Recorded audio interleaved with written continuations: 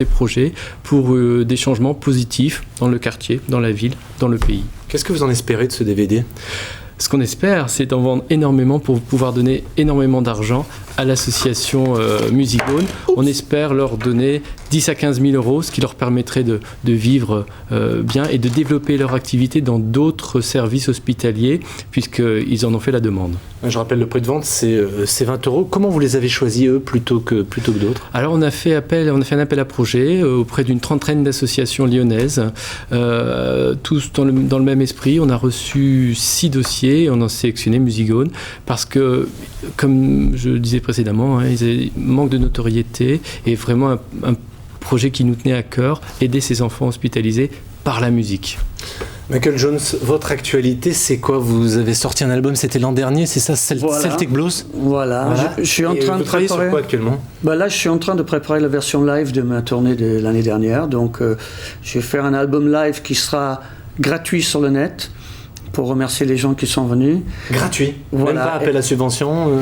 Non, là par contre, il sera en vente sur les concerts. Ceux qui veulent acheter l'objet pourront l'acheter pour un prix dérisoire. Mais si c'est juste pour écouter les chansons, ils peuvent le télécharger gratuitement. Bon, ça sera pour début de l'année prochaine.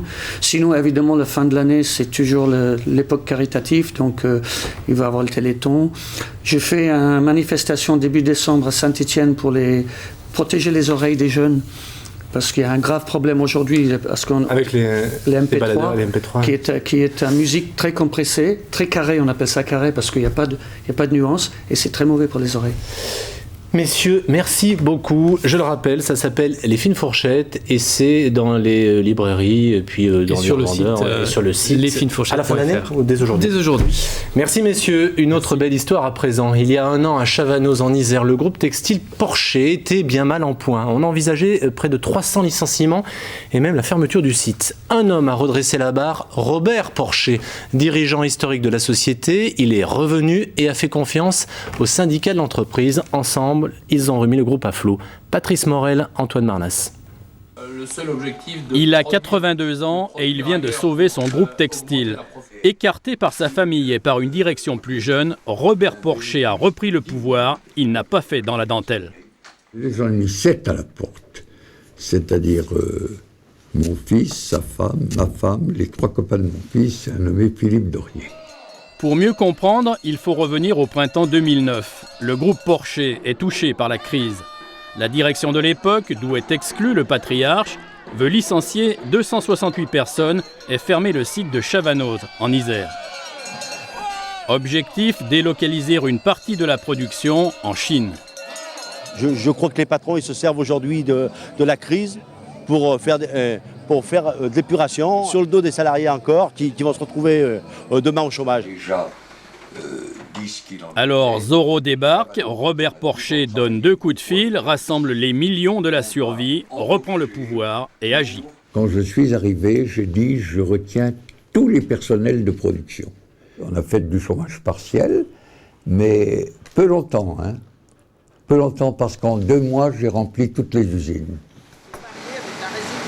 Dans ce groupe qui possède 18 implantations sur la planète, on fabrique les textiles les plus modernes. Tissus de verre, de carbone, de silicone pour l'automobile, pour l'aéronautique, l'habillement. Le déficit s'élevait à 23 millions d'euros fin 2009. Aujourd'hui, le bénéfice est de plus 10 millions d'euros. Pour parvenir à ce résultat, Robert Porcher a travaillé main dans la main avec la CGT, une affaire gagnante. On a ensemble travaillé un projet où on maintenait l'emploi, on préservait les salariés. Je pense que c'était ça qui était important. Le fait d'avoir un vrai capitaine d'industrie à la tête nous permet aujourd'hui de réespérer dans ce groupe et de travailler aujourd'hui au développement de ce groupe. Moi, j'ai été confronté à beaucoup d'entreprises qui cassaient. Là, on a quelqu'un qui a dit « on va faire autrement et je vais vous le montrer ». Il n'y aura aucun licenciement dans le groupe. Les usines installées dans le Nord-Isère et en Ardèche vont se développer. Mieux, Robert Porcher va embaucher de manière à constituer des équipes le week-end. 322, c'est le nombre de jours de détention de nos confrères Stéphane et Hervé, ainsi que leurs 3 accompagnateurs otages en Afghanistan. Nous ne les oublions pas, ne les oubliez pas. J'ajouterai que 5 Français sont également détenus au Niger depuis 60 jours. Tout de suite, l'édition nationale. Le retour de l'info en région ce soir à 19h avec Fabrice Cagnin. Bonne journée et bon appétit à tous.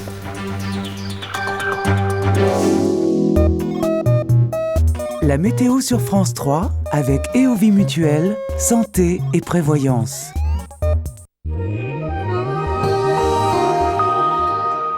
Alors que la perturbation à l'origine des dernières chutes de neige sur les Alpes s'évacue lentement vers l'est, nous